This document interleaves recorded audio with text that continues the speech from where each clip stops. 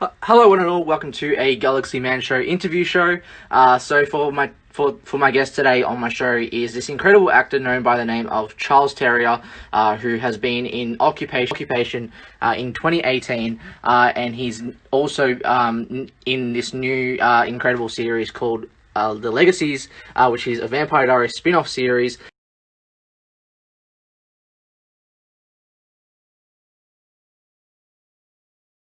So I'm about to give Charles an ad into the live now and have a chat with Charles. G'day, mate. Hey Charles, what's up? Not much, buddy. How you doing? Yeah, pretty good. That's good. Long time no see. How's things? I know. Yeah, things have been pretty good. Just, taking it one step at a time and just, yeah, pretty much. Yeah. Because we're all in this It's, together, basically. yeah, basically, it's all we got, isn't it? That's Yeah. the world we live in. Well, anyways, it's a pleasure to have you on my show again for a second time. So basically, what I'm going to get you to do first is introduce yourself and explain a bit about what you do as a person, and then I'll dive right into the questions. Sure. G'day, guys. My name is Charles Jazz Terry. I'm an actor and a filmmaker. I've been in things like Legacies and Patient and things like Neighbors as well. And yeah, that's pretty much what I do. Awesome. So for my first question, Charles, so you play a character called Chad in The Legacies on the CW, which is a Vampire Diaries spin-off series.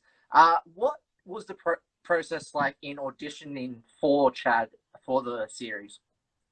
Yeah. Well, basically, it's kind of funny. I mean, so obviously the other day, I'm not sure if you saw this, but some people might have, put up the actual self-tape that I did for it, which was Sebastian. It's quite funny because that really, even before I auditioned for that, in the first season of the show, when they were announcing they were going to make it, I actually auditioned for the role of Raphael, which is actually played by my buddy Peyton. And that was a lot of fun. That was great. But ultimately I didn't get the role, naturally, as you saw. So I ended up auditioning for Sebastian probably about June of last year. And it got down to me and Thomas Doherty, and it didn't go my way. And then obviously they turned around and were like, we really love him. We'd love to have him on as a different character. So they sort of sent me this sort of sides, I guess, or this chat. And I put it down, and pretty much within about 10 minutes, they're like, yep, great. You're in, they said it was a bit more of a formality because they just really wanted to work with me. So I was incredibly flattered by that. And pretty much in the space of, I think from the time that I got that request to, it was 3 days later that I was in the US. So I pretty much went from in Australia, not even knowing about this show, to 3 days later being in Georgia, step to the set of Legacy. It was a bit of a whirlwind. Yeah. Awesome. So Yeah. for my next question, Charles, who has been your most favorite cast members out of the Legacies to work with in the series? Yeah, I mean, I can't really go past my brother in arms in Ben Gurins, who plays the Necromancer. Obviously, because Chad and the Necromancer have such kind of, a tight bond. Most of my scenes were with him. He's also a fellow Australian. So we got along like a house on fire. Both love Australian football. So we just hung out a lot. We talked about that. What else? I mean, yeah, I got along really well. Aria, Shagasemi's an awesome guy. Kaylee Bryant. I mean, everyone's really lovely there. I really got along with everyone. Ben Levin and Olivia Liang as well. So, yeah, I couldn't really say who my favorite. I love them all, but I'd say the one I spent the most time with and probably got to know the best was Ben, from working alongside him so much. Yeah. Awesome. So for my next question, Charles, did you have to study the Vampire Diaries universe before you went into the role? I did. You know what? I did and I didn't. For my Sebastian audition, I did speak to a couple of friends of mine very big into the Vampire Diaries and the originals, and I sort of gave them my take on it. I did a take, and then they said, "Oh, you know what was really good? Try it like this, try it like that." You know, it was a bit of like they were sort of like try Klaus Mickelson or Michelson's vibe, less Damon Salvatore, more Klaus. So that's why I went that way. You can see when you watch the show, Thomas has a different take on it as well. It's very interesting getting some people's feedback in the comments of my self-tape based on what they liked, what they didn't like, you know, about the way that the show went and the way I went with it. With Chad, however, it was a bit more, I guess, because Chad is kind of this standalone kind of figure, you know, isn't mythical that we know of yet, you know, as the audience. So it was a bit more like I kind of free rein to kind of run around with it and do it my own way. But I had watched a bit of the show to kind of get a feel of what I guess the acting style and genre sort of requires and asks for. And I've been lucky enough to have a couple friends that had actually been in the show in the past as well. So, yeah. Awesome. I have to ask, by the way, who would be your favorite Vampire Diary brother? Oh, I'm partial to Damon. I love a bad boy. I love a kind of a misunderstood, you know, sort of anti-hero, if you will. Yeah. You and I are completely way different now because I like Stefan, the hero type. Look, I like Stefan. I get it. You know, when I was younger, I think I always wanted to be the hero. Now that I'm a bit older, I'm like, I understand the villain a bit better. And I feel like as an actor, there is more fun in playing the more complicated roles. Not necessarily the villains, but the more complicated roles. You know, Damon has that sass and that kind of that violence and that energy and all that sort of stuff. Stefan is very much guided by his moral principles.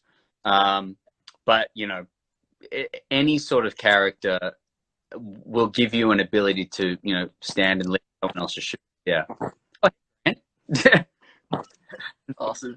So for my next question, Charles, what was your favorite scene to shoot of Chad's?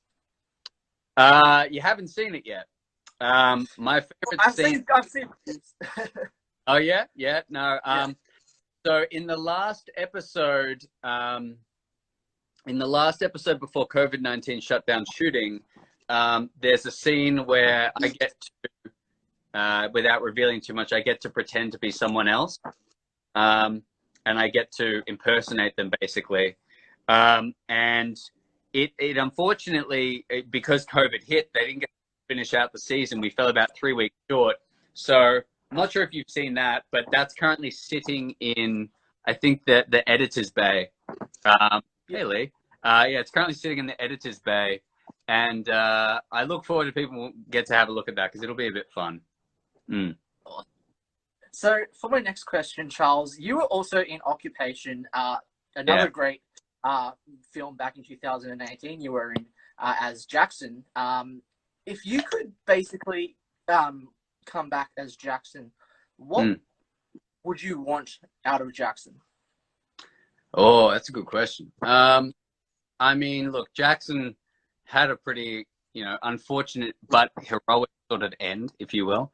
I'd love to come back. I mean, I'd love for both Vanessa and Jackson to come back. Great. But if only Jackson could come back, I would love to, again, sort of take on the more villainous sort of role, or the hero sort of role, if you will, where maybe I don't know, maybe he's kind of been taken over by the evil side, or, you know, the alien side, and re-engineered biomechanically, and, you know, starts fighting against his friends and has to end up, I guess, you know, fighting back, if you will, and then gets brought back to the good side. I'd really like to see something like that. I feel like that would give a lot of texture and a lot of depth to his character. And I wouldn't mind seeing him sort of battle it out and some of the other people in the show. Yeah. Awesome. So because Occupation Rainfall is coming out this year, in November, so what are you expecting to see from Occupation Rainfall? Well, from what I know, and what I'm allowed to sort of impart, I guess, based on my other friends that are in the actual film, it's a real spectacle movie. There's a lot of, I think you might have seen this in the trailer and the teaser as well. There's a lot of really kind of whiz bang special effects. It's pretty special in that regard. I'm really looking forward to see some of the new characters coming. You've got Daniel Gillies from the original stepping in. You've got you know, Ken Jeong. I mean, they've spared no expense here. They've really sort of tried to make it as big as they can. So I think it's really going to shock and awe a lot of people in a really wonderful way. They've really, you know, gone all out here, and there'll be some great performances of people like Jack Garrett and Izzy Stevens and like that, and Charles Mazur even. Awesome. So, what was your favorite Jackson memorable moment in Occupation? I mean, I love explosions, so anything where I mean, I feel like I was always running in the film. I was running into frame or running into frame. It became a joke on set that if you're seeing where Jackson is, he's probably running either towards you or away from you.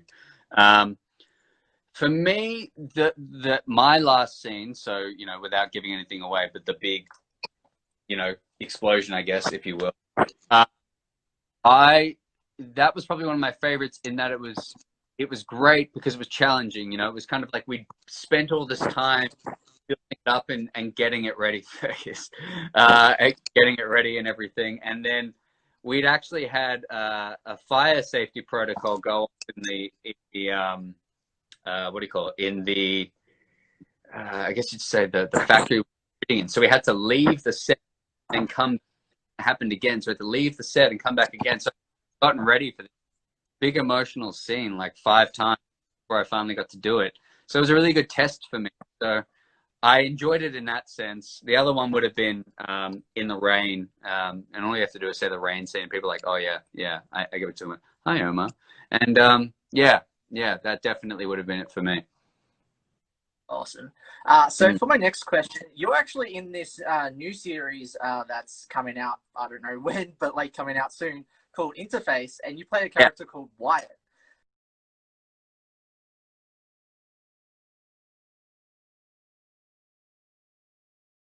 What can people expect from the series Interface, and what can people expect to see from your character?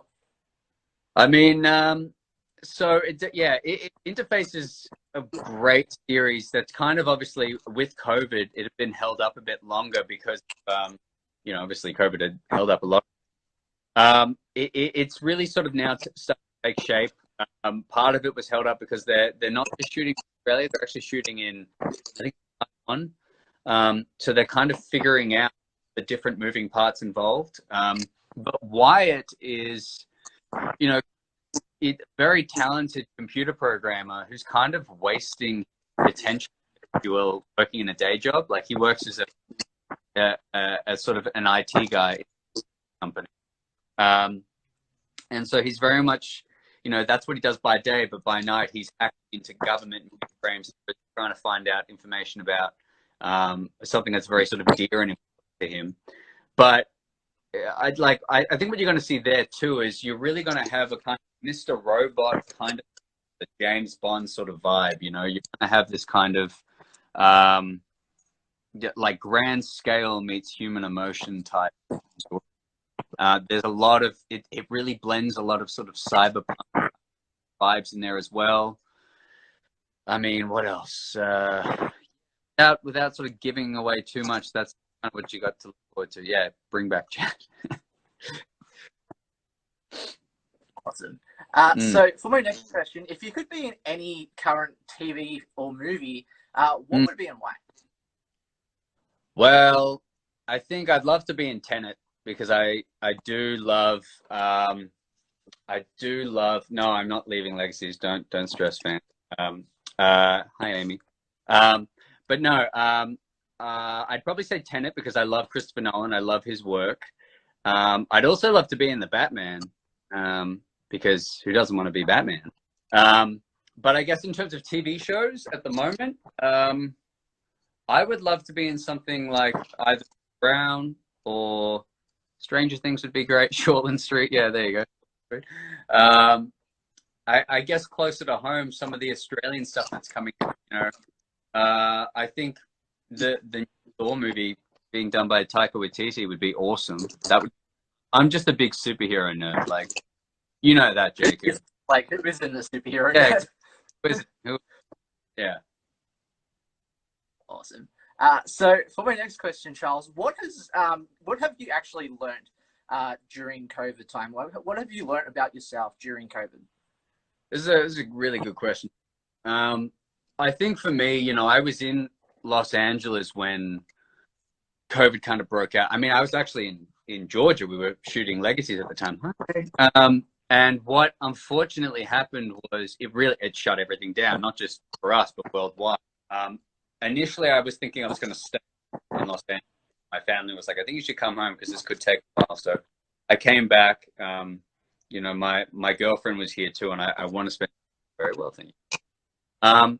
But for me, it was really about nothing was certain anymore. Like a lot of work, very much. I'd love to be a Sith Lord. Actually, there you go, Jacob. That's what I'd like to be, and I'm kind of all of them again at the moment. But I definitely found that everything kind of slowed down. Nothing was certain anymore, so I had to really just work on what I could control.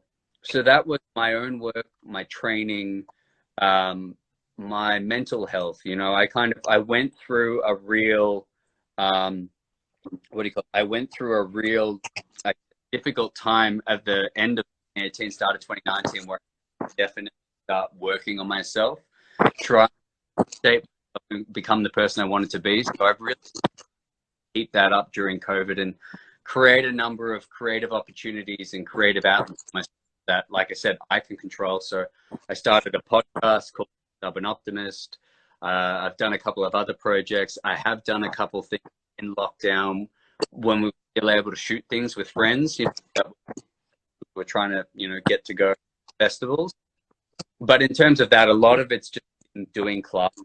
So acting classes via Zoom, well-oiled, playing guitar, writing, things like that. Yeah, so a lot of it has been going insular, going inside myself to learn about things and make me tick and everything so I can be a better life. Yeah. Awesome. So for my next question, what are the positives and negatives into the acting industry, and how do you get through those negatives?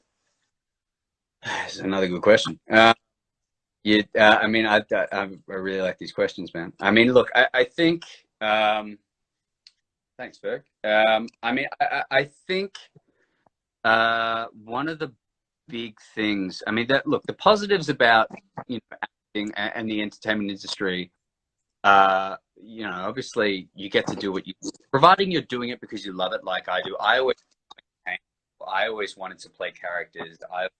To be able to do things and feel like stepping into other people's shoes and lives every single day.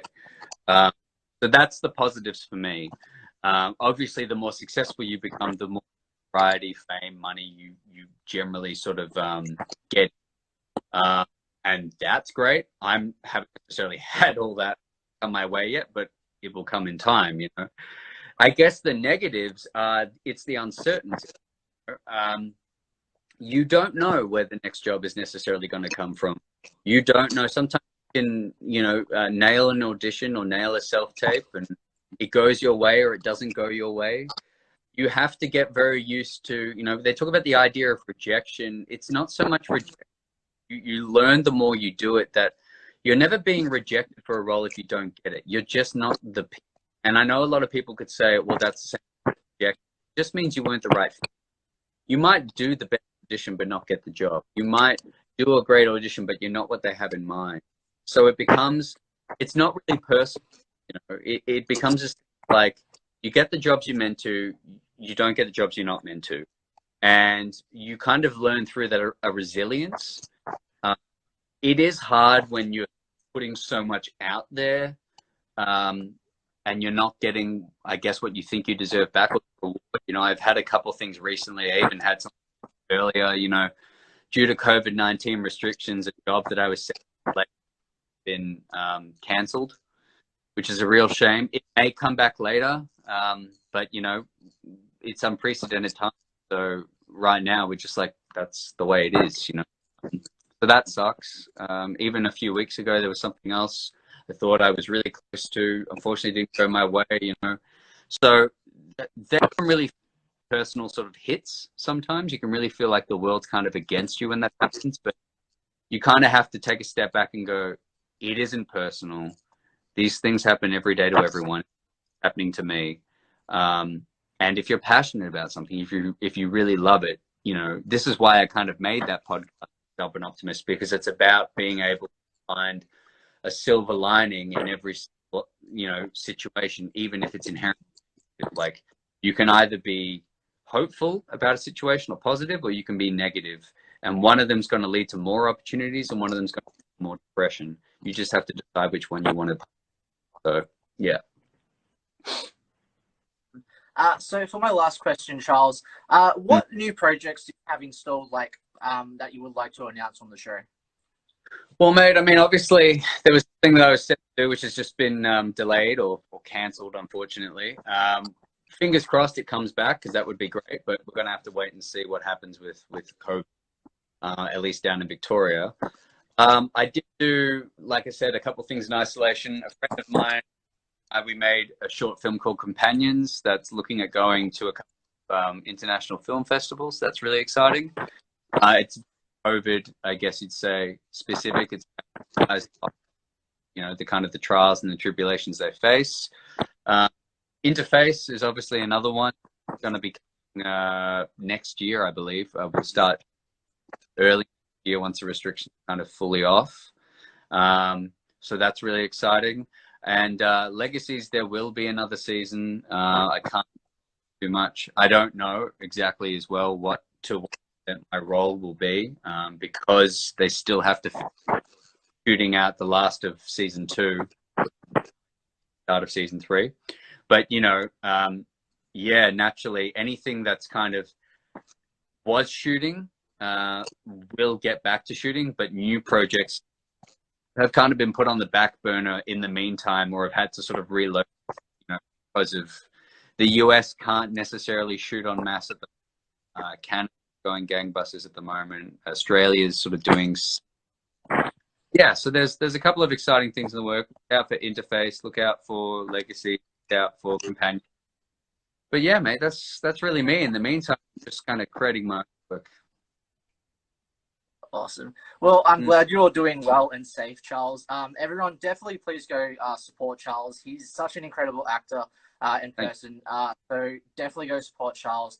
And thank you so much, Charles, for definitely appearing on my show. It means so much. You have no idea. And yeah, everyone definitely go support Charles. Mate, my pleasure. So good to see you, all right?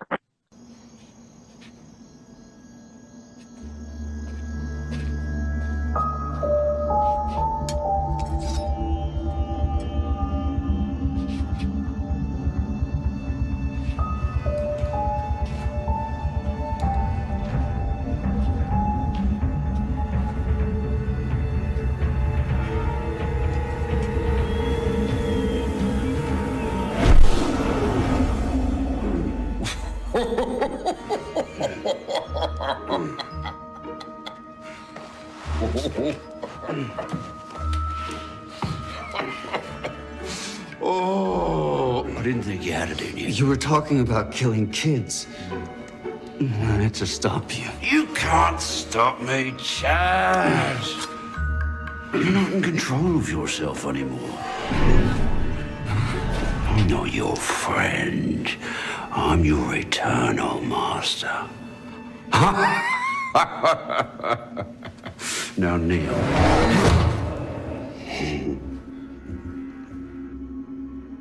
I think I figured it out. Oh, yeah? Why Maliver did it to you. What if he wasn't screwing you over? What if he made you human? To give you a shot at peace. And if he could have just lived that life well, you might have gotten there. He gave you a chance to start over. And you blew it, Ted.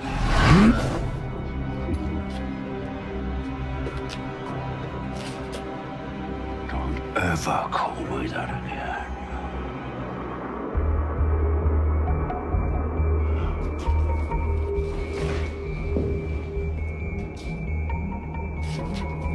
My name is the Necromancer.